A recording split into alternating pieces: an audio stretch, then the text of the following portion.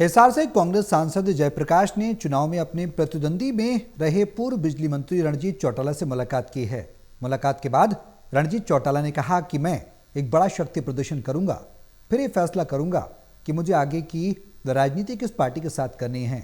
हिसार में रणजीत चौटाला से खास बातचीत की है टोटल न्यूज के associate editor doctor Mahesh Kumar ने। हरियाणा के पूर्व बिजली मंत्री रणजीत चौटाला इस वक्त हमारे साथ बने हुए हैं। रणजीत चौटाला जी, जयप्रकाश आपके सामने चुनावी मैदान में थे। 2024 लोकसभा चुनाव और जमीन हिसार आपसे मुलाकात करने पहुंचे हैं, दिलों की दूरियां मिटाने पहुंचे हैं, तब के बिछड़े आज यहाँ आके मिले। क्या हम दोस्त हैं, इकट्ठे पार्टी में रहे, इकट्ठे न्याय युद्ध में इकट्ठे संघर्ष करें। हमारी कोई दुश्मनी थोड़ी है। चुनाव लड़ते हैं, मैं ओम प्रकाश भी आमने सामने चुनाव लड़ा हूँ, ये भी मेरा दोस्त है।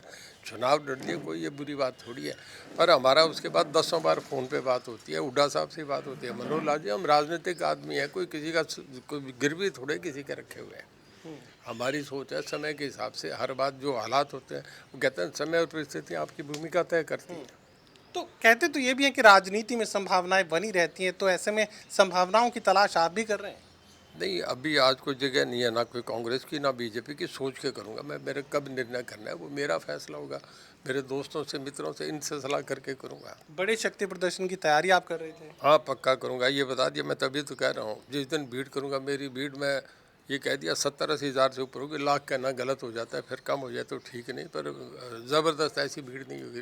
हिसार में करूँगा। ये जो कांग्रेस पार्टी के साथ जो नज़दीकियां थी, अब एक बार फिर से बढ़ती नजर आ रही हैं। कांग्रेस पार्टी की संभावनाएं आपको कहीं दूर तक नजर आ रही हैं? नहीं, मैंने कोई किसी के साथ नज़दीकी नहीं बनाई। मैं बड़ा क्लियर कर दिया आपको, अभी कह दिया, दोबारा फिर कह रहा हूँ। मैं मेरे वर्कर दोस्तों से, सबसे जिन्हें लेके आऊँगा उनके सामने ही फैसला करूँगा। ये बीजेपी का राज आप कैसे देख पा रहे हैं इस वक्त जो चल रहा है? देखिए, अभी लोगों ने दिया है, 3 बार मैंडेट मिला है। अब अगले चुनाव में बंगाल यूपी के बाद अंदाज़ा लगेगा कि लोग कैसा समझते हैं। आपकी सियासी ज़मीन का मैं जिक्र करूं तो अभी क्या रानियां अपने विधानसभा क्षेत्र तक ही आप सीमित रहना चाहेंगे, या फिर हिसार लोकसभा या कोई और दूसरी संभावना आप तलाश रहे हैं? नहीं, ये आप कैसे अंदाज़ा लगाते हैं कि मैं रानिया तक सीमित? आपका पर्सनली मैं ठीक नहीं समझता। मैं लोकसभा लड़के गया हूँ, ये कहना है कि मैं वहाँ लड़ूंगा। मैं आदमपुर चुनाव लड़ा हूँ। नहीं, बिल्कुल। मैं हिसार 2 बार लोकसभा चुनाव लड़ यही लिया। मेरा सवाल था कि उस तरफ रहेंगे कि इस तरफ आएंगे? मैं कह रहा हूँ, हल्की बात नहीं करनी चाहिए, आप अच्छी बात करो। उसमें आपका भी एकदम रहे, लोग सुने, मुझे भी सुने।